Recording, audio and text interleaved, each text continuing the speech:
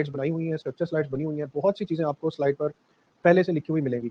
उनमें किस तरीके से मैंने आपको लेकर चलना है वो आप जैसे-जैसे स्लाइड्स बच्चों देखते रहेंगे, आपको इंशाल्लाह बेहतरीन समझ आती रहेगी। तो जो-जो चीज़ें इंपॉर्टेंट हैं एमडी कैट के लिए, उनको हम लेकर चलते हैं, आगे बढ़ते हैं।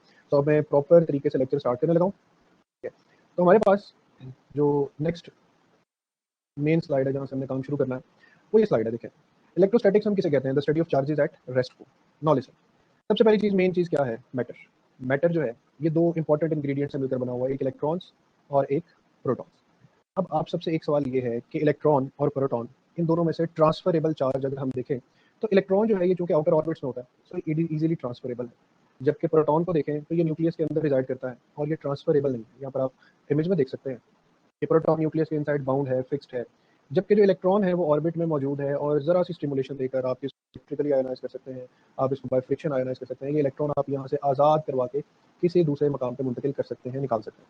तो इस स्लाइड से आपको क्या आइडिया याद रखना है कि matter has two important ingredients in the form of charges, electron and proton. अच्छा, इलेक्ट्रॉन और प्रोटॉन पे अगर हम यहीं से थोड़ा इंट्रोडक्शन ले लें कि इलेक्ट्रॉन जो होता है उसके ऊपर जो चार्ज होता है उसको हम ई से डिनोट करते हैं, ठीक है, और प्रोटॉन के चार्ज को भी हम ई से डिनोट करते हैं। दोनों पर चार्जेस का मैग्नीट्यूड इक्वल होता है, ठीक है, और दोनों पर जो चार्जेस हैं उनमें सिर्फ साइन का होता है, इलेक्ट्रॉन पे नेगेटिव होता है तो प्रोटॉन पे पॉजिटिव होता है। यानी चार्जेस को कंपेयर करें तो इनके चार्जेस बिल्कुल ठीक है, सेम है। मासेस के बारे में क्या ख्याल है? मासेस, प्रोटॉन का जो मास है उसको अगर हम एम पी कह दें और इलेक्ट्रॉन के मास को एम ई कह दें, तो बच्चों हमारे पास जो मास ऑफ प्रोटॉन है, ठीक है, ये very very much greater than होता है मास ऑफ इलेक्ट्रॉन से। ठीक है, तकरीबन 1836 टू 37 टाइम्स हमने फिजिक्स और केमिस्ट्री में पढ़ा हुआ है कि ये ग्रेटर होता है। ठीक है, तो अब आपने ज़्यादा फोकस करना है फिलहाल इलेक्ट्रॉन पर। ये जो इलेक्ट्रॉनिक चार्ज है ये क्या है? ट्रांसफरेबल है। फिर अगर इलेक्ट्रॉन ट्रांसफरेबल है तो नेक्स्ट स्लाइड पर मूव करते हैं। चार्ज के बारे में दो इंपॉर्टेंट चीज़ें आप सब बच्चों ने याद रखनी है। नंबर वन, ये चार्ज होता है कंजर्व। कंजर्व का मतलब बच्चों ये है कि इस यूनिवर्स में, पूरी यूनिवर्स में जितना पॉजिटिव चार्ज मौजूद है उतना ही नेगेटिव चार्ज भी मौजूद है। तो आप कह सकते हैं कि net charge on the whole universe is equal to zero. अच्छा, हम इसको जीरो क्यों बोलेंगे? जीरो इसलिए बोलेंगे कि जितना यूनिवर्स में पॉजिटिव चार्ज है उतना ही नेगेटिव चार्ज है। क्या हम नया चार्ज क्रिएट कर सकते हैं? बिल्कुल कर सकते हैं। हम पेयर प्रोडक्शन में न्यू चार्ज क्रिएट करते भी हैं, बट वहां पर भी आप देखें कि पेयर प्रोडक्शन में बच्चों एक पॉजिटिव चार्ज क्रिएट होता है तो एक इक्वल अमाउंट में नेगेटिव भी क्रिएट हो जाता है। तो आपने कोई नया चार्ज, मतलब एडिशनल चार्ज नहीं ऐड किया, न्यू चार्ज पार्टिकल जरूर आपने क्रिएट कर लिए, बट यूनिवर्स में ना तो नेट चार्ज पॉजिटिव हुआ ना नेट चार्ज जीरो। तो कंजर्वेशन, चार्ज कैन नदर be created, charge can not be destroy. इसके बाद आते हैं इस बात पर कि चार्ज क्वांटाइज्ड होता है। अब क्वांटाइज्ड का कॉन्सेप्ट बहुत ध्यान से समझना। ये हमारे पास मैटर का कोई पीस है जिसके अंदर जितने पॉजिटिव चार्जेस हैं उतने नेगेटिव चार्जेस हैं। अब मुझे आपने ये बताना है कि इनमें से पॉजिटिव नेगेटिव में से कौन सा चार्ज है जो आउटर वर्ल्ड में ट्रांसफर हो सकता है? Of course it is electron.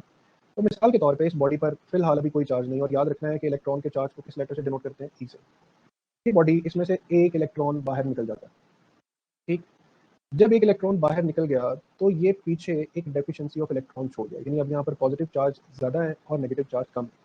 तो हम क्या कहेंगे कि इस बॉडी पर +1 ई चार्ज जो है वो अपीयर हो गया। वन थिंग, अगर एक और इलेक्ट्रॉन यहाँ से निकल जाएगा तो हम कहेंगे कि इस बॉडी पर +2 इलेक्ट्रॉनिक चार्ज आ गए। प्लस इसलिए कि जो बॉडी इलेक्ट्रॉन्स लूज करती है उस पर पॉजिटिव चार्ज आता है। अब एक और इलेक्ट्रॉन लूज हो जाएगा तो +3 ई चार्ज आ जाएगा। नाउ लेट्स से कि सामने कोई और न्यूट्रल बॉडी मौजूद है, उस न्यूट्रल बॉडी में ये तमाम तर चार्ज पार्टिकल, ये तीनों इलेक्ट्रॉन एंटर हो जाते हैं, तो उस न्यूट्रल बॉडी पर -3 इलेक्ट्रॉनिक चार्ज जो है वो अपीयर हो जाएगा। एग्री? तो देखें, net charge on the universe या net charge on all system अभी भी क्या आ रहा है? जीरो आ रहा है। तो ये हमारे पास ये बात तो फुलफिल हो गई, net charge on the universe is zero. अब अगली बात पे चलते हैं कि इस बॉडी पर जिसने इलेक्ट्रॉन्स लूज किए हैं उस पर चार्ज आया क्यों? कितना? जितने उसने इलेक्ट्रॉन्स लूज किए multiply by the electronic charge. और दूसरी तरफ इस बॉडी ने जिसने इलेक्ट्रॉन्स गेन किए उस पर भी एन ई चार्ज आया है, बट साथ साइन क्या आ गया है? नेगेटिव का साइन आ गया। तो हमारे पास बच्चों क्वांटाइजेशन ऑफ चार्ज से एक जनरल फार्मूला बनता है, that is known as Q is equal to N E. अब ये फार्मूला अगर अपने पास नोट करें और नोट करके नोटेशन लिखें कि क्यू है total charge on the body, N है नंबर ऑफ इलेक्ट्रॉन्स और प्रोटॉन्स, या ई है यहाँ पर charge on one electron. Take 1 minute और इस कॉन्सेप्ट को अपने पास नोट करें।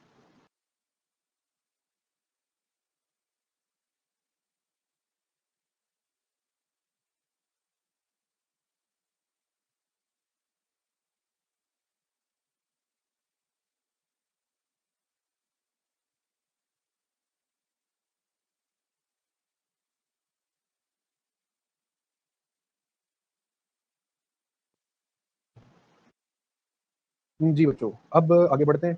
हम इस इक्वेशन को यूज करते हैं और इसको अप्लाई करते हैं कॉन्सेप्ट पर।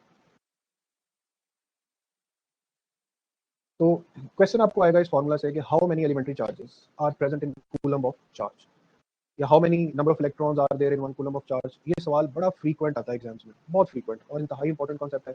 Q is equal to N E से इसमें सॉल्व होना है। हाउ मेनी पूछा है तो इसका मतलब है एन की वैल्यू जो है वो पूछी हुई है, ठीक है। तो आप अब जरा जल्दी से एन की वैल्यू फाइंड करें। वैसे तो सॉल्व है, बट आपने हर न्यूमेरिकल चाहे इधर सॉल्व भी हो, आपने उसको एक दफ़ा खुद से प्रैक्टिस लाजमी करना है, ताकि जो मैथमेटिक्स का डर है ना आपके अंदर से वो खत्म हो जाए। मैं मतलब आफ्टर स्कूल के प्लेटफॉर्म से आपको एक मैथ्स की भी वर्कशीट शेयर करवाऊंगा। उस पे मैथ्स के डिफरेंट ऑपरेशंस हैं, एडिशन, सब्ट्रैक्शन, स्क्वायर, बहुत कुछ है। उसको आप एक दफ़ा प्रैक्टिस करेंगे तो आपकी बहुत अच्छी जो है ना मैथ स्किल्स डेवलप हो जाएंगे, न्यूमेरिकल्स पे आपको मुश्किल नहीं लगेगा। तो ज़रा जल्दी से एन की वैल्यू फाइंड करें और अपना आंसर देखें अपने मुताबिक कि कितना करीब करीब पहुंचते हैं आप बगैर कैलकुलेटर के। कैलकुलेटर अलाउड नहीं है तो आपने कोई काम कैलकुलेटर के साथ नहीं करना।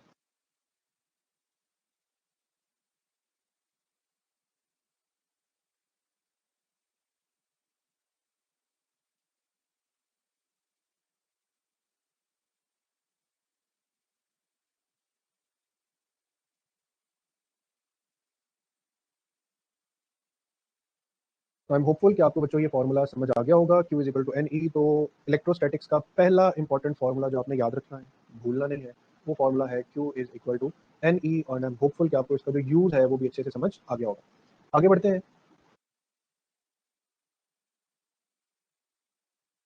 अब चार्ज और मास के बारे में कुछ बेसिक आइडिया। यहाँ से आपको किस तरह का क्वेश्चन आ सकता है, यहाँ से आपको ना थ्योरेटिकल क्वेश्चन आ सकता है, थ्योरी बेस्ड क्वेश्चन आ सकता है, ठीक है।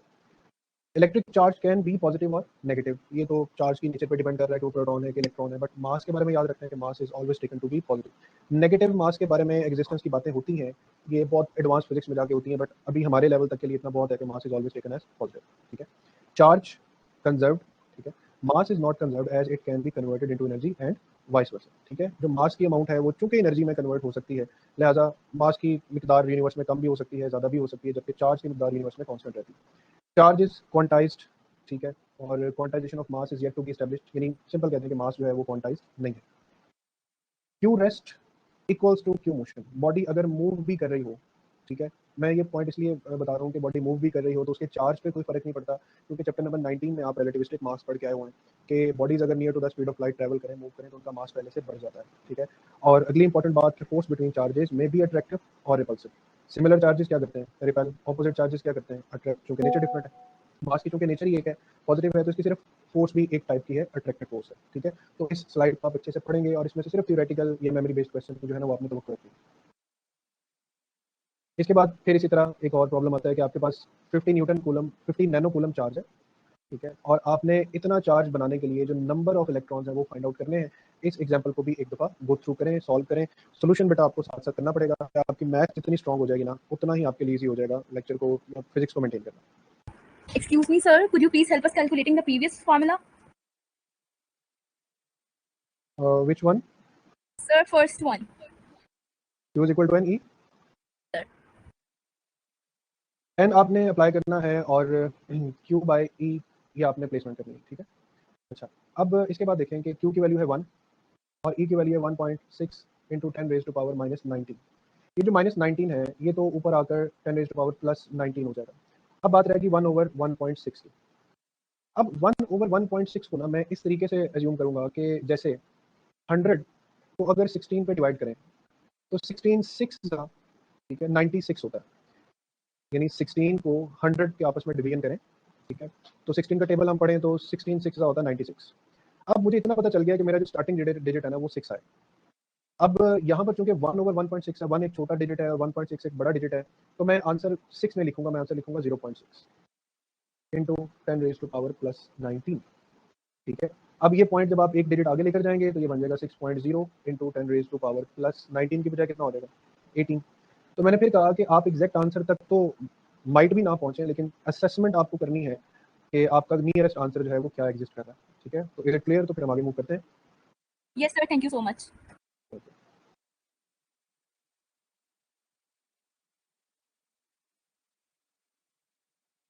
अच्छा, अब ये आइडिया कि जो सिमिलर चार्जेस होते हैं, पॉजिटिव पॉजिटिव, नेगेटिव नेगेटिव, ये दोनों एक दूसरे को क्या करते हैं, रिपेल करते हैं। और याद रखना है रिपल्शन एक फोर्स है। ऑपोजिट चार्जेस ये दोनों एक दूसरे को अट्रैक्ट करते हैं और याद रखना है कि अट्रैक्शन भी एक फोर्स है। अब ये फोर्स चाहे रिपल्शन की है, ये फोर्स चाहे अट्रैक्शन की है, अगर इसका नाम फोर्स है तो हम इसे कैलकुलेट कैसे करेंगे? हम इसको कैलकुलेट करने के लिए मूव करेंगे कूलम्स लॉ पर, जिसकी सिंपल स्टेटमेंट है F is equal to K Q1 Q2 over are square. अब देखें, फॉर्मूला आपको आता है, फॉर्मूला आपको याद है, हम एक एक करके फॉर्मूला के पैरामीटर्स को ओपन करेंगे, क्या जरूरी है क्या नहीं। सबसे पहले हम के पे आ जाते हैं। ये जो के है इसको क्या बोला जाता है? Electric constant. इसकी डिपेंडेंस दो चीजों पर लाई करती है, एक सिस्टम ऑफ यूनिट्स,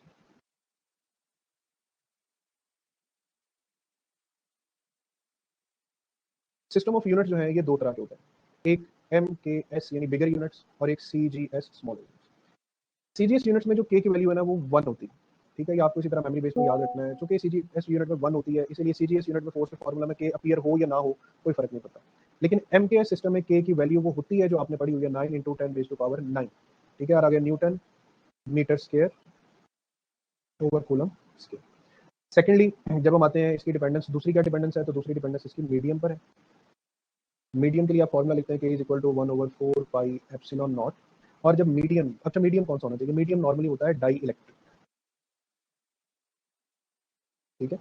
अब डाई इलेक्ट्रिक मीडियम है तो उसकी जो परमिटिविटी है उसका कांस्टेंट भी यहीं पर एप्सिलॉन नॉट के साथ अपीयर होता है। अब देखें यहाँ पर एप्सिलॉन आर आ जाएगा तो के की वैल्यू पे फर्क पड़ेगा। दूसरी तरफ सीजीएस और एमकेएस यूनिट्स के अंदर भी इसकी वैल्यूज में डिफरेंस है। तो ये जो के है इसकी वैल्यू वेरिएबल है। वैक्यूम के लिए ये 9 इंटू 10 पावर 9 है, but for any other medium इसकी वैल्यू जो है वो वेरी कर सकती है। तो यहाँ पे आपको दो चीजें याद करनी है, और ये आपकी बुक की लाइंस का कॉन्सेप्ट है, बुक में सीधा सीधा लिखा होगा द वैल्यू ऑफ के depends upon two things, system of units and the medium between the charges. तो इस स्लाइड से आपने मेनली कॉन्सेप्ट पिक करना है की का, ठीक है। इसके बारे में दोनों पॉइंट्स क्लियर करने के बाद अब हम बढ़ते हैं आगे। सर कूलम्स लॉ हमने नहीं पढ़ा हुआ, एएस वालों ने नहीं पढ़ा हुआ, एएस वालों ने। अच्छा चलिए कूलम्स लॉ को मैं फिर शॉर्टली एक्सप्लेन करता हूँ। बेटा आपके पास दो चार्जेस अवेलेबल हैं, अगर एक चार्ज का नाम हम रख देते हैं Q1 और एक चार्ज का नाम रख देते हैं Q2 और इनके सेंटर्स के दरमियान डिस्टेंस को नाम दे देते हैं R का। तो according to Coulomb the force of either attraction और either repulsion is directly proportional to the product of magnitude of charges and it is inversely proportional to the square of distance between them। और इनके दरमियान फिर जो constant of proportionality आता है ना वो k है। आपको अभी सिर्फ ये फॉर्मूला ज़हन में रखना है, इसकी अभी क्या क्या डिटेल्स याद रखनी है वो आगे आने वाली स्लाइड्स में आपको मैं साथ साथ क्लियर करता जाऊंगा। तो अगर किसी ने नहीं भी पढ़ा हुआ कूलम्स लॉ तो भी आपके लिए आगे मुश्किल नहीं पैदा करेगा। अच्छा अब यहाँ पे मैं कुछ ग्राफ्स का कॉन्सेप्ट क्लियर कर दूँ। एक चीज होती है बच्चों डायरेक्ट प्रोपोर्शनैलिटी, जैसे अगर मैं लिखूँ ए प्रोपोर्शनल टू बी, तो ए और बी के दरमियान जो ग्राफ होगा वो एक स्ट्रेट लाइन बनेगा, ठीक है, इसको हम बोलते हैं डायरेक्ट प्रोपोर्शनैलिटी। अगर हम लिखते हैं कि A is inversely related to B, जैसे pressure is inversely related to volume होता है, तो फिर प्रेशर वॉल्यूम उसका इस तरीके से, इसको कहते हैं हाइपरबोलिक ग्राफ। अब ये हाइपरबोलिक टर्म जो है ये मैथ्स की टर्म है, आप इसको ना भी याद रख सकें तो कोई मसला नहीं है। हाँ ये शेप आपने लाजमी याद रखनी कि अगर दो क्वांटिटीज के दरमियान इनवर्स रिलेशन है तो एक चीज के इंक्रीज करने से दूसरी चीज में डिक्रीज वाकई हो रहा है, ठीक है, एक चीज का इंक्रीज दूसरी चीज में क्या क्रिएट कर रहा है? डिक्रीज। और अगर a inversely proportional to b squared है और हम a और b के दरमियान ग्राफ बनाए, मैं स्टिल a और b के दरमियान बना रहा हूँ, b स्क्वायर के दरमियान नहीं, ठीक है, तो ये जो ग्राफ है ना ये दोनों एक्सिस के करीब करीब बनेगा and it would be much steeper than the simple inverse relation. तो यहाँ पर ये जो ग्राफ है ये शो कर रहा है कि how force is inversely related to the distance, एक बात। और दूसरी बात अगर f और डिस्टेंस का ग्राफ बनेगा तो इस तरीके से इनवर्स रिलेशन का ग्राफ बनेगा। अगर आपके पास ग्राफ f और 1/r स्क्वायर या d स्क्वायर के दरमियान बनेगा तो वो ग्राफ बिल्कुल ऐसे स्ट्रेट बनेगा। क्या कोई बच्चा बता सकता है कि ये ग्राफ ऐसी शेप में क्यों है? क्योंकि ये डायरेक्टली प्रोपोर्शनल है 1/d स्क्वायर के।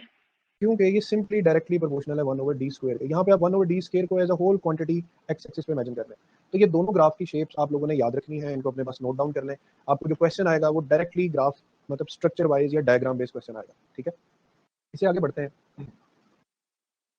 अच्छा अब आता है वो पॉइंट जहाँ से समझ लें कि 70 to 80% चांसेस हैं आपको क्वेश्चन आने के। ये कूलम्स लॉ है। आपको कहा जाएगा कि magnitude of each charge is double, her charge का मैग्नीट्यूड जो है वो हमने डबल कर दिया। तो अब बताएं नई फोर्स जो है वो क्या हो जाएगी। अब इसका मैं तरीकेकार आपको समझाऊंगा, एक प्रोसेस आपको मैं करके दूंगा और बाकी यहाँ पर जितने प्रोसेस लिखे हैं you will have 5 to 10 minutes. आपने ये सारे जो प्रोसेस है ना इनकी फोर्स कैलकुलेट करनी। सबसे पहले आपने क्या करना है कि आपने अपनी ओरिजिनल फोर्स इमेजिन कर लेना। F original is equal to K Q1 Q2। अच्छा, चार्जेस को आप यहाँ पर अगर सेम कंसीडर कर लें तो के क्यू स्क्वायर भी लिख सकते हैं, ठीक है, एक जैसे चार्जेस हो रहे हैं। और डिस्टेंस को यहाँ पे आप डी स्क्वायर इमेजिन करें। ये हो गया हमारी original force. Now it says कि magnitude of each charge is doubled. अब जो मैंने नई फोर्स फाइंड करनी है मैं उसको लिखूंगा एफ डैश के, चार्ज का मैग्नीट्यूड हो गया डबल तो उसके ऊपर है square divided by D square. अब ये जो 2 है इसका स्क्वायर हो जाएगा 4, बाकी ब्रैकेट्स में आ जाएगा के Q square by D square. अब देखें के Q square by D square ये तो बराबर है ओरिजिनल फोर्स के, तो हम यहाँ पे कहेंगे कि जो एफ डैश यानी न्यू फोर्स है ये 4 टाइम्स ऑफ एफ नॉट हो जाएगी, यानी जो न्यू फोर्स है वो पहले से 4 टाइम्स ज़्यादा हो जाएगी। इसके बाद अब जो भी चीज़ें लिखी हुई हैं आप इसी मेथड को फॉलो करें और अपने पास अपने रजिस्टर्स पर। अच्छा, क्वाड्रपल्ड का मतलब होता है 4 टाइम्स, क्वार्टर्ड का मतलब होता है 1/4 टाइम्स, ठीक है। तो इन 2 पॉइंट्स को ध्यान में रखते हुए you have 5 to 7 minutes in सारी वैल्यूज़ को जो है वो पूरा करें और फिर आपने ही बताना है कि सेकंड ऑप्शन पे क्या आंसर आएगा, थर्ड पे क्या आएगा एंड सो ऑन। ये आपका जो है ना आपने फॉलो करना।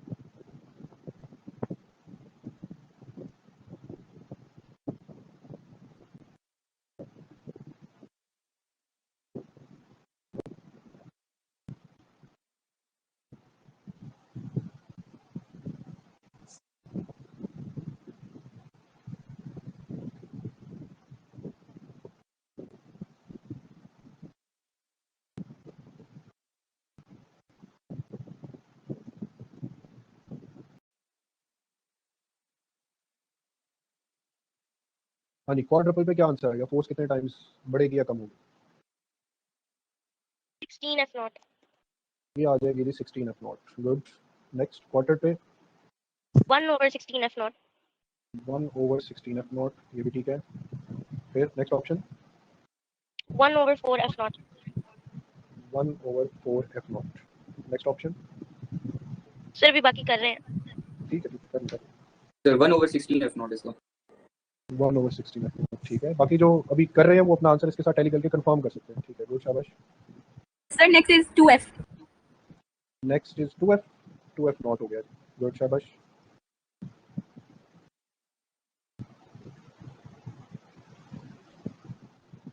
लास्ट वन रह गया, देखें ये रिस्पॉन्स जीता है।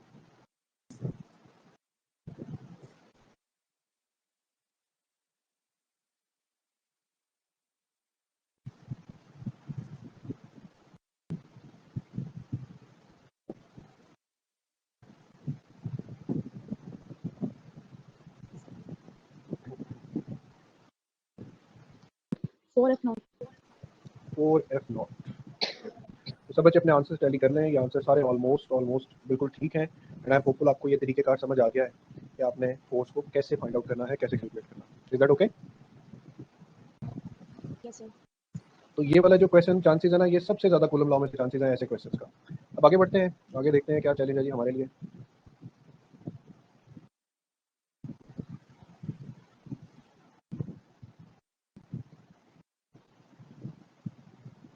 पहला लेक्चर आज, तो इसके ज़रा हमें हौसले से चलना पड़ेगा, चीज़ें कुछ स्ट्रीमलाइन होती जाएंगी वक्त के साथ साथ।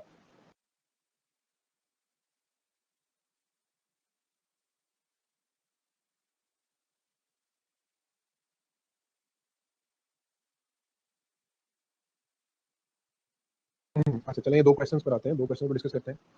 Okay, when a body is connected to earth, then electrons from the earth flow into the body, it means that the body is.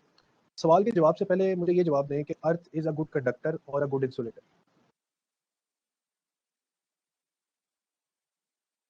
क्या ख्याल? कॉन्फिडेंट होकर जवाब देना, गलत जवाब भी देंगे तो लर्निंग ही होगी हमारी। और ये बात याद रखें, हम कैट के सेशन में आप जितनी गलतियां करेंगे ना, आप उतना सेफ एंड पे आएंगे। और घबराना नहीं है बिल्कुल भी, ठीक है। गलती भी ऐसे कॉन्फिडेंस से करें कि आपको भी अपने आप पर रश हो कि मैंने क्या कर दिया। अर्थ इज अ, लिखें अपने पास, earth is a good conductor of electricity. Earth के बारे में सबसे पहली बात नोट करें कि earth is a good conductor of electricity.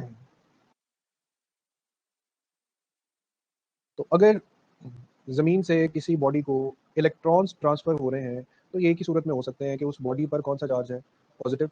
अगर उस बॉडी पर नेगेटिव चार्ज होगा तो उस बॉडी से इलेक्ट्रॉन्स अर्थ की तरफ ट्रांसफर हो जाएंगे, ट्रांसफर लेकिन फिर भी इलेक्ट्रॉन्स ही होंगे।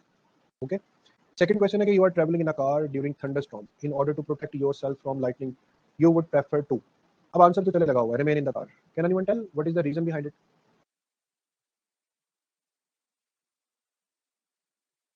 जी बच्चों, कोई स्टूडेंट? सर इलेक्ट्रिसिटी जो है आउटसाइड ऑफ द कार ही कंडक्ट होके टुवर्ड्स द ग्राउंड चली जाएगी और अंदर जो भी होगा वो जो है वो सेफ ही रहेगा, उसको नहीं लगेगी इलेक्ट्रिसिटी। बिल्कुल बिल्कुल सही बात है। जो गॉसेस लॉ की हम फर्स्ट एप्लीकेशन पढ़ते हैं कि electric field inside a hollow conducting sphere remains zero, ठीक है। तो ये गॉसेस लॉ की जो फर्स्ट एप्लीकेशन है ना, ये उसके तहत आया हुआ क्वेश्चन है कि आप कार के अंदर रहेंगे तो you are just like in a metallic box, और इलेक्ट्रिक फील्ड जो है वो आउटसाइड द बॉक्स प्रिवेल करेगी, वो उसके अंदर एंटर नहीं हो सकेगी। तो जो भी इलेक्ट्रिक फील्ड लाइन है ना, ये मेटल के ऊपर हमेशा परपेंडिकुलर होती है। एक सेंटेंस लिखें, electric field lines are always perpendicular to the metal surfaces. Electric field lines are always perpendicular to the metal surfaces.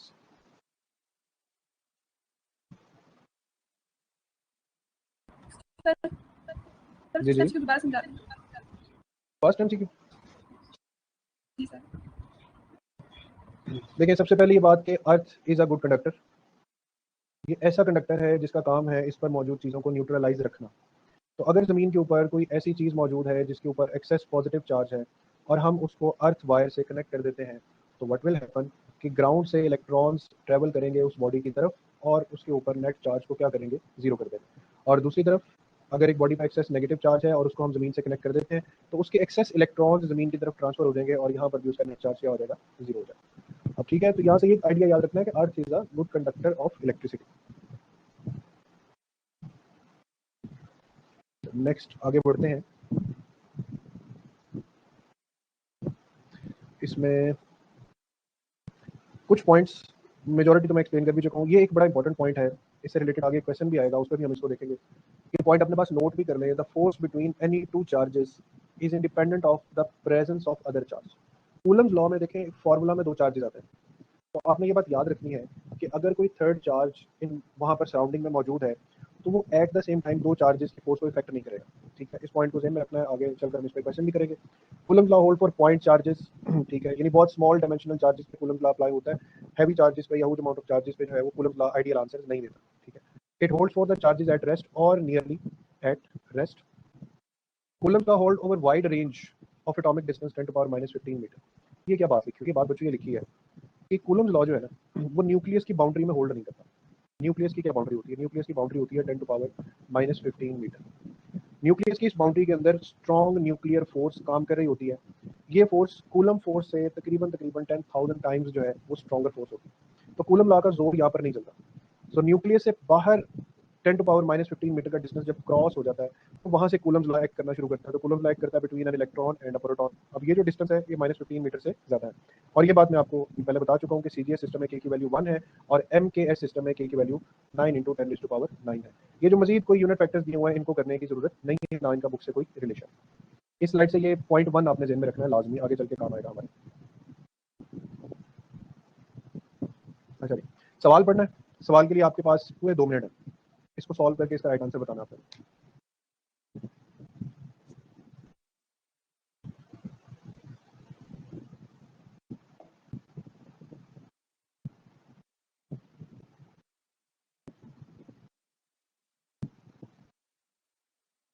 Sir between them के बाद में लिखा हुआ नजर नहीं आ रहा, एक्सप्लेन कर देंगे जरा first line. Between them is 4 Newton. The force between them is 4 Newton. What is the force between the charges when the distance between them is 1 meter?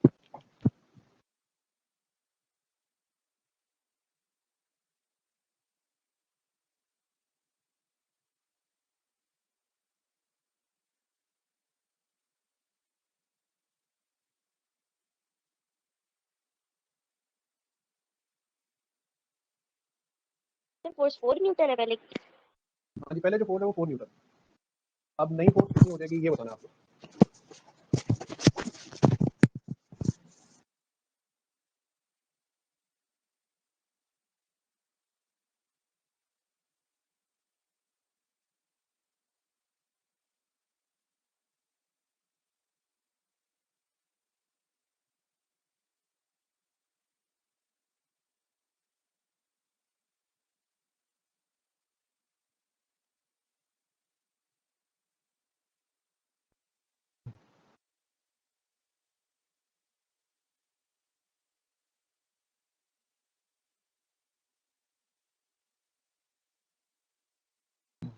कर लिया सर।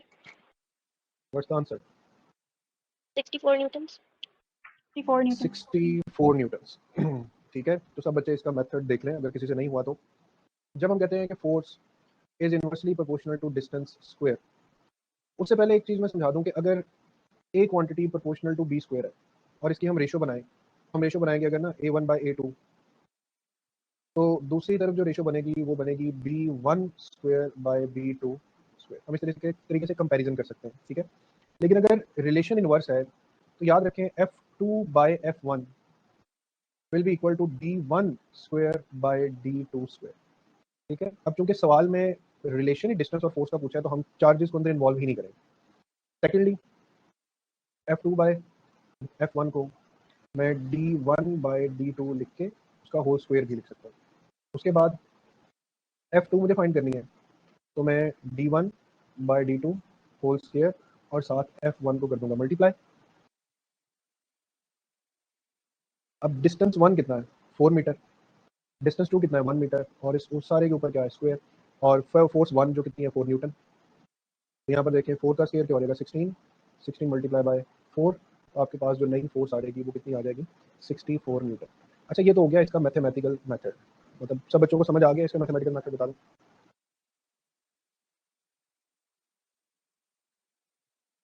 कोई एक स्टूडेंट, एक दो स्टूडेंट इंटरेक्टिव रहें ताकि पता चलता रहे कि आवाज़ भी जा रही है और चीज़ें क्लियर। जी सर समझ आ गया। Yes sir. अब इसका दूसरा जो आसान हल है, जब आप थोड़ा सा और एक्सेल कर जाएंगे एमडी गेट में प्रैक्टिस करते रहेंगे, तो देखिए पहले डिस्टेंस है 4 मीटर, अब डिस्टेंस हो गया 1 मीटर। डिस्टेंस कितने टाइम्स कम हुआ 4 टाइम्स, यस सर। ठीक है। और डिस्टेंस के ऊपर आता क्या है स्क्वायर, तो डिस्टेंस अगर 4 टाइम्स कम हुआ है तो फोर्स 4 स्क्वायर टाइम्स बढ़ जाएगी। अब 4 स्क्वायर 16 होता है तो 16 टाइम्स फोर्स पहले से बढ़ जाएगी। पहले कितनी थी 4 न्यूटन, अब कितनी हो जाएगी 64 न्यूटन। तो मैं दोनों मेथड्स बता दिए, चोर स्विच भी बता दिया आपको कि अगर आप इसको मैथमेटिकली सॉल्व करेंगे तो भी आपका आंसर ठीक आना चाहिए। हाँ, जब आपकी प्रैक्टिस अच्छी हो जाएगी, जब आपको चीज़ें असेस करना आ जाएंगी मैनुअली या ऑरली, तो फिर आप इसको शॉर्ट फॉर्म में भी परफॉर्म कर सकते हैं। तो ये एक बड़ा इंपॉर्टेंट क्वेश्चन है जो हमें सेम उसी तरह जैसे हम ऊपर पढ़ के है ना कि इतने टाइम डिस्टेंस हो गया, इतने टाइम चार्जेस हो गए। अब आगे चलते हैं। अब एक और बड़ी इंपॉर्टेंट चीज़ आती है, हेडिंग ने अपने पास रजिस्टर्स पर vector form of Coulomb's law.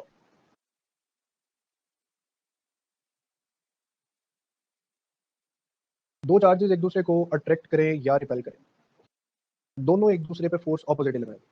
ये दो चार्जेस अगर पॉजिटिव हैं तो ये एक दूसरे को रिपेल कर रहे हैं, एक दूसरे से अवे जा रहे हैं।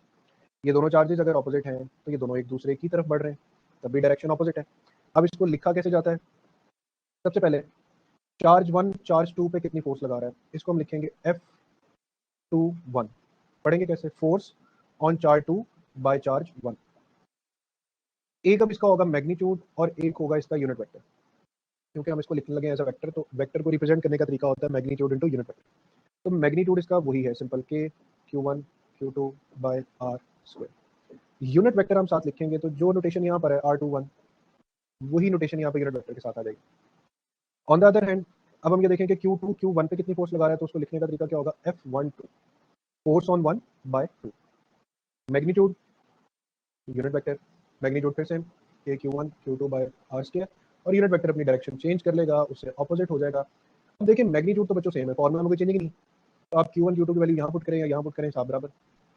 फोर्स को इस वक्त ज्यादा गवर्न कौन कर रहा है? Unit vector. ये यूनिट वेक्टर अगर पॉजिटिव एक्स एक्सिस की तरफ है तो ये नेगेटिव एक्स एक्सिस की तरफ होगा। So we will write a simple thing that F12 is equal to F21 but in opposite direction. तो ये तो होगी वेक्टर फॉर्म से आने वाली कुछ मैथमेटिकल इक्वेशंस की ये कैसे लिखी हो सकती है। एक और बात मैं रिकॉल करवा दूं, यूनिट वेक्टर को लिखने का तरीका क्या होता है? Vector over its magnitude. ये बात भी रिकॉल कर लें कि वेक्टर को कैसे लिखते हैं। और फिर एक बड़ा मजे का सवाल बच्चों, एक चार्ज है मेरे पास 6 कूलम, और इसके करीब एक और चार्ज पड़ा है 600 कूलम। तो ये बताएगा कि दोनों में से ज्यादा ग्रेटर फोर्स कौन लगाएगा? सर फोर्स सेम रहेगी दोनों चार्जेस की तरफ से। जो फोर्स है वो दोनों चार्जेस पे क्या रहेगी? सेम रहेगी। तो अगर किसी बच्चे के दिमाग में ये मिसकंसेप्शन क्रिएट हो कि जो 600 वाला चार्ज है ये बड़ा है तो इसको ज्यादा फोर्स लगानी चाहिए, और 6 वाला छोटा है इसको कम फोर्स लगानी चाहिए, तो अभी तो हमने पढ़ा कि 1 की 2 पर फोर्स बराबर होती है 2 की 1 पर फोर्स पर, डिस्पाइट ऑफ के कोई चार्ज बड़ा है कोई चार्ज छोटा है। अच्छा चलिए यहाँ पर आते हैं, चार्ज के दरमियान फोर्सेस तो बराबर हो गई, तो फिर 600 वाले को बड़े होने का क्या फायदा होगा?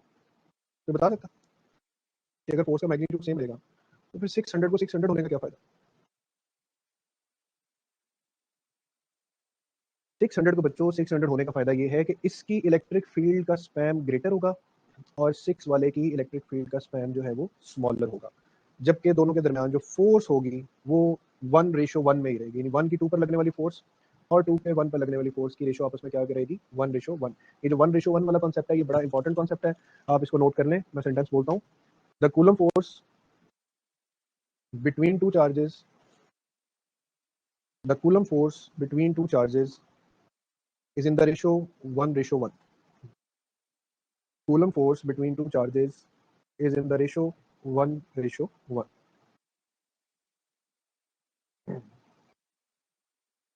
ठीक है, ये 1:1 वाला कॉन्सेप्ट लाजमी याद रखना है, और इस बात को भूलना नहीं है कि एक चार्ज चाहे बड़ा भी हो दूसरा चार्ज चाहे छोटा भी हो, दोनों एक दूसरे पर इक्वल और ऑपोजिट फोर्स लगाएंगे। और याद रखना है कि कूलम फोर्स जो होती है ये एक म्यूचुअल फोर्स होती है, ये किसी एक की वजह से नहीं होती, ये दोनों चीज़ों के प्रोडक्ट से जन्म लेती है। जैसे अर्थ और सन के दरमियान फोर्स है, ये म्यूचुअल फोर्स है। जितनी ग्रेविटी से सूरज जमीन को खींच रहा है उतनी ही ग्रेविटेशनल एक्सेलरेट फोर्स से जो जमीन है वो सूरज को खींच रही है। ठीक है, चूंकि मासेस डिफरेंट है इसलिए एक्सेलरेशन उनकी सेम नहीं है, बट फोर्सेस के मैग्नीट्यूड पर जाए तो अर्थ और सन के दरमियान भी फोर्स की जो रेशियो है वो क्या होगी? 1:1 होगी। तो ये स्लाइड क्लियर होगी सब बच्चों को 1:1 वाली? Yes sir. Yes sir. Good good. तो सर ये जो फॉर्मूला में क्यू है इसका क्या काम होगा? फॉर्मूला में जो क्यू है Q1 Q2, जी ये तो सिंपल हमने कूलम लॉ अप्लाई किया ना, Q1 Q2 product of magnitude of charges. Force find करने के लिए तो अप्लाई करना ही पड़ेगा। डन। तो फिर अगर वो बड़ा हुआ तो फिर उससे फोर्स पे तो इफेक्ट पड़ेगा? नहीं फर्क पड़ेगा। देखिए एक चार्ज 600 है, एक चार्ज 6 है, इसमें भी आपको एक को 600 लिखना पड़ेगा और एक को 6 लिखना पड़ेगा, तो प्रोडक्ट तो दोनों दफा सेम ही आएगा। क्या ख्याल है? एक चार्ज 600 है, एक यस 6 है, सर। फोर्स दोनों के प्रोडक्ट के बाद क्रिएट होगी, किसी एक से नहीं। ठीक है, तो ये चार्जेस का अंदर सिस्टम है। अच्छा अब आते हैं जी इफेक्ट ऑफ मीडियम पर, बड़ा इंपॉर्टेंट पॉइंट है। सबसे पहले फोर्स को तो हम लिख लें सिंपली ओरिजिनल फोर्स की तरह जी, 1/4 pi epsilon naught Q1 Q2 by R square. ये फॉर्मूला तब जब चार्जेस के दरमियान जो मीडियम है वो वैक्यूम है। ठीक है, लेकिन अगर चार्जेस के दरमियान कोई डाई इलेक्ट्रिक प्लेस करते हैं तो फॉर्मूला हो जाएगा 1/4 pi epsilon naught epsilon R Q1 Q2 by R square. ठीक है, अब ध्यान से देखना सब बच्चों ने, मैं जितनी चीज़ों को इनसर्कल कर रहा हूँ ये सारा फॉर्मूला तो ओरिजिनल फोर्स का है, तो मैं डाई इलेक्ट्रिक के साथ जो फोर्स है उसको F0 बाय एप्सिलॉन आर भी लिख सकता हूँ। यहाँ पे सिर्फ एप्सिलॉन आर के फर्क है। अब epsilon R dielectric constant जो है इसके बारे में कुछ बातें याद रखनी है अच्छे तरीके से। पहली बात, इसकी वैल्यू हमेशा ग्रेटर देन 1 होती है। टेबल देखेंगे आपके पास, टेबल वैक्यूम के लिए 1 है, उसके बाद जितने भी मटेरियल मीडियम्स आ रहे हैं सबके लिए इसकी वैल्यू ग्रेटर देन 1 है। तो with the passage of time या with the addition of further dielectrics epsilon R की वैल्यू ने बढ़ना है तो फोर्स की वैल्यू ने क्या होना है? कम होना है। इसका मतलब है बच्चों के वैक्यूम के अलावा अगर चार्जेस के दरमियान कोई डाइलेक्ट्रिक आ जाएगा तो फोर्स का मैग्नीट्यूड बढ़ेगा नहीं, कम होगा। यहाँ पर आपको क्वेश्चन में 2 वर्ड्स पे ध्यान देना है कि डाइलेक्ट्रिक को ऐड किया है या रिमूव किया। अगर हमने लेट्स से यहाँ पर 16 स्ट्रेंथ का एक डाइलेक्ट्रिक चार्जेस के दरमियान प्लेस कर दिया है तो फोर्स पे क्या असर पड़ेगा बताएं?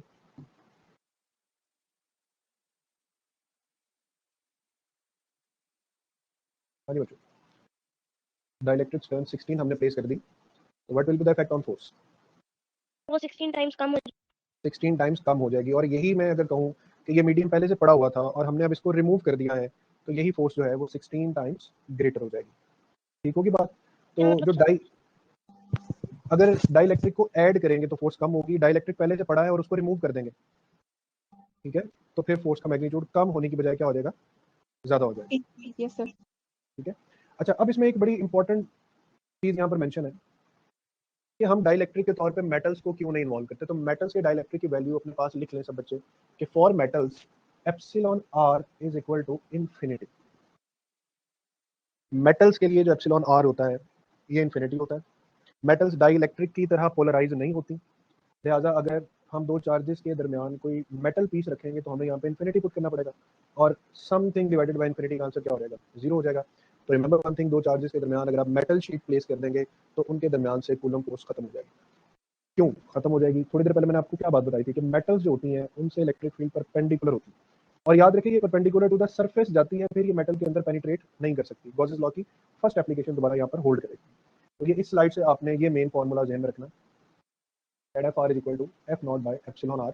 उससे अगली बात, एप्सिलॉन आर की वैल्यू 1 से कम हो सकती है, बताएं? No, sir. नेगेटिव हो सकती है? No. डाइलेक्ट्रिक के लिए इनफाइनाइट हो सकती? नहीं हो सकती। नहीं हो सकती। इनफाइनाइट किसके लिए होती है? Metals. जस्ट मेटल्स के लिए। ठीक है, ये चंद बातें याद रख के फिर आगे बढ़ते हैं। तो the value of epsilon R for various dielectric is always, क्या आंसर आएगा? Sir first option, larger than infinity. First option, alpha option, always greater than 1। The dielectric constant for insulator can not be, obviously infinity नहीं हो सकता। ठीक है, बाकी सारी values जो है ये होल्ड कर सकता है। तो इससे आगे बढ़ते सर हैं। डाई इलेक्ट्रिक होता क्या है? डाइलेक्ट्रिक क्या होता है बेटा? कोई भी इंसुलेटर, इसको इलेक्ट्रिकल लैंग्वेज में ना डाई इलेक्ट्रिक भी बोलते हैं। डाई इलेक्ट्रिक इसलिए बोलते हैं कि इनके अंदर ना डाईपोल्स बन जाते हैं अंडर इलेक्ट्रिक फील्ड। जैसे कैपेसिटर में हम पढ़ते हैं ना पोलराइजेशन ऑफ इंसुलेटर्स,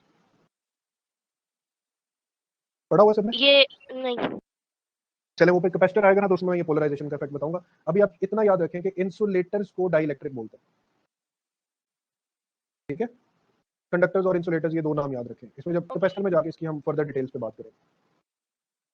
अच्छा देखें, ये सेकंड क्वेश्चन देखें। द डाइलेक्ट्रिक कांस्टेंट के of an insulator can be, negative नहीं हो सकता, जीरो भी नहीं हो सकता, लेस देन 1 भी नहीं हो सकता, तो ओनली लेफ्ट ऑप्शन इज 5। और सर एक इंपॉर्टेंट बात यूनिट ऑफ, कंफर्म करवा दें, जी जी, नेगेटिव 1 किसी का भी नहीं हो सकता ना, चाहे वो इंसुलेटर हो या कंडक्टर। नहीं हो सकता, नेगेटिव नहीं हो सकता, पॉजिटिव होगा, ग्रेटर देन 1 होगा या इन्फिनिटी होगा। ठीक है, उससे अगली बात भी मैं ये बता दूं, मेटल्स के बारे में आपको क्वेश्चन आने के चांसेस जीरो हैं। ठीक है, क्योंकि मेटल्स का कोई भी लिंक आपको बुक से भी नहीं मिलेगा डायरेक्टली। और एक और बच्चे, सब बच्चों ने मेरी बात जरा ज़हन में रखनी, आपने ना जो भी टॉपिक्स पढ़ते जाने हैं उनको ना उनके साथ साथ पास्ट पेपर्स लाजमी करने। पास्ट पेपर्स आपको जो ग्लासेस, जो चश्मा देते हैं ना कि आपने देखना कैसे अपने एग्जाम को, उससे बेहतर कोई जो है ना लेंस है ही नहीं। ना तो पास्ट पेपर में बहुत टफ क्वेश्चन होते हैं, यूएचएस के पास्ट पेपर आप निकाल के देखें, मतलब थोड़ी सी तैयारी के बाद आप इस काबिल हो जाते हैं कि आप पेपर अटेम्प्ट कर सकें। तो आप सब बच्चों ने ना बहुत मुश्किल सवालों की तरफ हरगिज नहीं जाना। उससे क्या होता है कि हम टेस्ट को मुश्किल समझते रहते हैं और टेस्ट में आई हुई आसान बात को भी हम अपने लिए कंफ्यूज कर लेते हैं। आपने अटेम्प्ट करना शुरू करना है, आपने कूलम्स लॉ पे एक स्किल सीखी। स्किल क्या सीखी जी? Q is equal to n, को कैसे यूज करना है, एक स्किल है। फोर्स बिटवीन टू चार्जेस की रेशियो 1:1 होती है, स्किल है। ठीक है, वेक्टर फॉर्म में कैसे लिखना है, ये भी स्किल है। चार्जेस और डिस्टेंस के मैग्नीट्यूड चेंज हो जाए तो फाइनल आंसर कैसे निकालना है, ये भी स्किल है। तो हर लेक्चर आपके अंदर बेसिकली एक नॉलेज की स्किल ऐड कर रहा है और उस स्किल को आपने प्रैक्टिस करना है। ये भी कुछ टाइम आपको मिलेगा तो आपने लेट्स से वेबसाइट पर ही कूलम्स ओपन कर लेना, इलेक्ट्रोस्टैटिक्स ओपन कर लेना और प्रैक्टिस करनी। ठीक है, अब आप अपनी स्किल को जब जितना रिपीटेडली यूज करेंगे ना बच्चों, उतना आप पेपर में अपना टाइम बचा सकते हैं, क्योंकि टाइम में जिस बच्चे की स्किल्स कम होंगी ना उसका टाइम सबसे ज्यादा जाया होगा। ठीक है, अब जैसे मैं आपको याद करवा रहा हूँ मिसाल के तौर पे कि डाइलेक्ट्रिक कांस्टेंट जो है नेगेटिव नहीं हो सकता, वो लेस देन 1 नहीं हो सकता, वो इन्फिनिटी हो सकता है और ग्रेटर देन 1 हो सकता है। अब दो बातें याद रखें, ग्रेटर देन 1 होता है या इन्फिनिटी होता है। इन्फिनिटी को रूल आउट कर दें कि ये मेटल्स के लिए होता है, तो इंसुलेटर्स के लिए क्या याद रखना, it is always greater than 1। अब आपको ऑप्शंस में 4 ऑप्शन आ जाती हैं, तो आप उसमें ग्रेटर देन 1 वाली ऑप्शन को ढूंढें और अपना टाइम सेव कर लें। बात समझ आई मेरी? Yes, sir. ठीक है, तो गैर जरूरी सवालों पे नहीं जाना, बिल्कुल टू द पॉइंट फोकस रखना है चीज़ों पर और हमने आगे बढ़ना है। अच्छा, इसके बाद ये एक टाइप ऑफ क्वेश्चन है, बड़ा मजे का क्वेश्चन है और बड़ा टेक्निकल सा। 2 point charges +2 coulomb and 6 coulomb repel each other with the force of 12 newton. If a charge of -2 coulomb, यहाँ पे लिखा हुआ है -2 coulomb is given to each of these charges the force will be now. ठीक है, सवाल नजर आ रहा है? अगर सबको पढ़ लिया है तो देखें, अपनी अपनी असेसमेंट करें इस पे सब बच्चे, क्या आंसर आना चाहिए।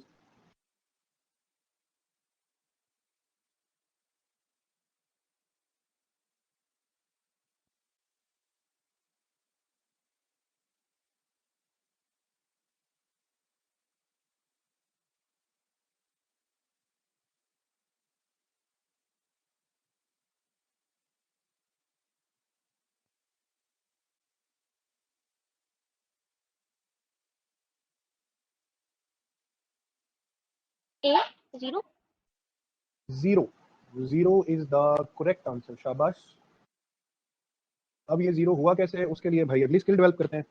तो अगली स्किल बच्चों ये है कि चार्ज और मास, ये दोनों ना एडिटिव प्रॉपर्टी फॉलो करते हैं, यानी चार्ज में दूसरा चार्ज मजीद इजाफा करना है ना, तो चार्ज में चार्ज सिंपली ऐड होता है। ठीक है, अब एक हमारे पास चार्ज है 2 कूलम और एक है 6 कूलम, प्लस 6 कूलम। कहते हैं दोनों के दरमियान फोर्स 12 न्यूटन है, तो फोर्स तो प्रोडक्ट से आती है ना, तो 6 2 में 12 हो गया।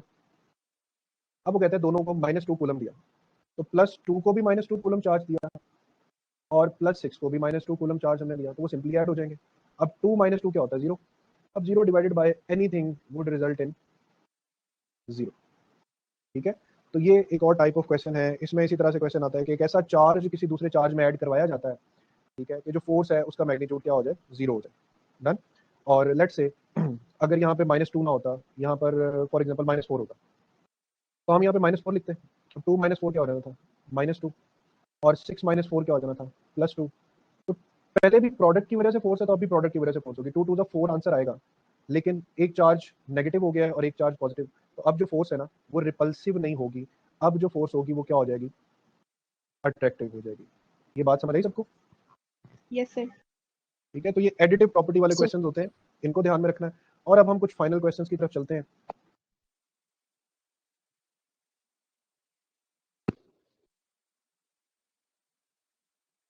ये वाला सवाल, यहाँ से सवाल पढ़ना शुरू करें और देखें इसका क्या आइडिया आपको समझ आता है।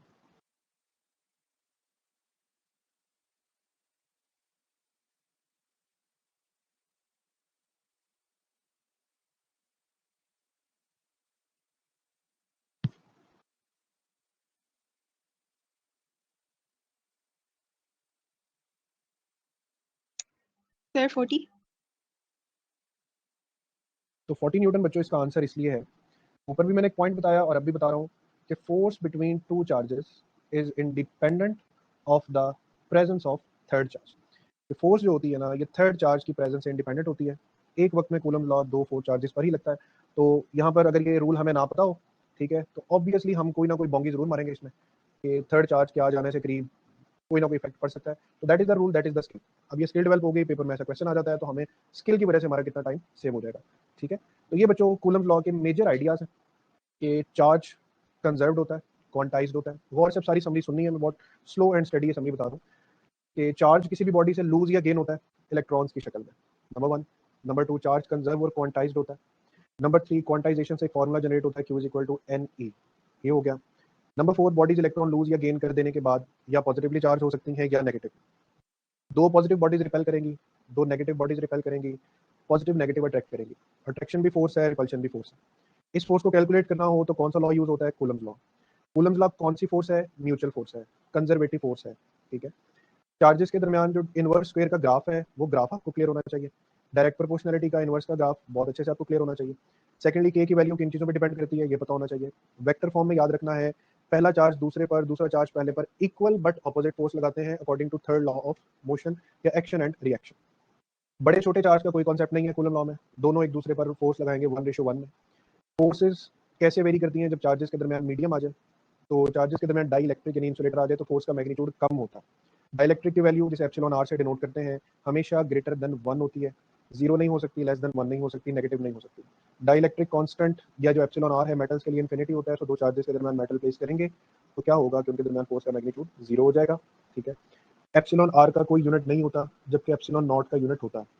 किसी चार्ज में दूसरा चार्ज ऐड करें तो चार्ज एडिटिव प्रॉपर्टी ओबे करता है, अगर चार्ज का मैग्नीट्यूड एक का भी मैग्नीट्यूड 0 हो गया तो टोटल फोर्स जो है वो क्या हो जाएगी, 0 हो जाएगी। और coulomb force between two charges is independent of the presence of third charge. ये हमारा मेन कोर आइडिया है। बहुत से आइडियाज और भी हैं, लेकिन मैंने फिर आपको शुरू में कहा था बच्चों कि हमें ज़्यादा फोकस करना है कि क्वेश्चन के डोमेन्स में से बनेगा, अदरवाइज कूलम लॉ को एक्सपेंड करते जाएं तो इसकी कोई हद नहीं है। ठीक है, तो अभी आपने आज जितना सीखा और समझा है, ठीक है, I am giving you 10 to 15 minutes. आप वेबसाइट पर जो क्वेश्चन सेशंस हैं उनके क्वेश्चन जो हैं वो करें, फिर हम थोड़ी देर बाद इस क्लास को एंड करेंगे। और आप में से कोई बच्चा आज की क्लास का फीडबैक देना चाहे कि आवाज़ का इशू तो नहीं बना, कॉन्सेप्ट्स जो है वो अच्छे से क्लियर हुए आपके, एनीवन? सर मेरा एक सवाल था जी जी बताएं। कि वो जिसके अंदर हमारी फोर्स 0 बन रही थी, उसमें हम लोगों ने जी चार्जेस को आपस में मल्टीप्लाई किया था, जबकि वो जो ठीक है, फॉर्मूला है कूलम्स लॉ का, उसमें चार्जेस का स्क्वायर होता है जो आपस में चार्जेस का मल्टीप्लाई हो स्क्वायर जाता नहीं है। होता, चार्जेस का प्रोडक्ट होता है। स्क्वायर उस सूरत में होता है कि जब दोनों चार्जेस सिमिलर हों। अगर Q1 इक्वल्स टू Q2 हो तो फिर हम दोनों का एक ही नाम रख देते हैं।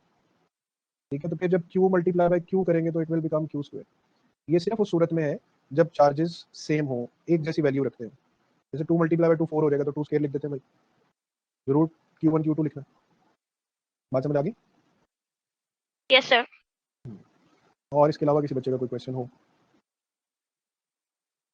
नो सर, और कोई क्वेश्चन नहीं है। इसके अलावा आवाज़ भी बिल्कुल क्लियर थी और हर पॉइंट अच्छे से क्लियर भी हो गया, अल्हम्दुलिल्लाह। Thank you so much. चलें, जबरदस्त है ये। इंशाल्लाह इसी तरह इन्हीं स्लाइड्स की सूरत में ना बड़ी आसानी हो जाती है कि बहुत सा मटेरियल हमें लिखना नहीं पड़ता, दूसरा रिकॉर्डिंग आपको मिल जाएगी साथ ही। क्वेश्चन बैंक वैसी वेबसाइट पे बहुत सारा अवेलेबल है, तो बस आपने डेली की एक रूटीन बनानी है अच्छा पढ़ने की। इंशाल्लाह अपनी तरफ से मैं पूरी कोशिश करूंगा कि फिजिक्स जो है ना ये आपके लिए इंशाल्लाह मसला नहीं बनेगी। ठीक है, नाउ टेक सम टाइम और क्वेश्चंस करें प्रैक्टिस। बहुत कोई ऊपर से गुजर रहा हो, क्वेश्चन स्किप करके आगे बढ़ जाएं। पहले अपने आप को सिर्फ इस लाइन पर लेकर आएं कि एमसीक्यू आपके मिजाज का हिस्सा बने। ठीक है, जब आपके मिजाज का हिस्सा बन जाएंगे तो फिर आपको कोई मुश्किल नहीं होगी। चलो स्टार्ट द वर्क।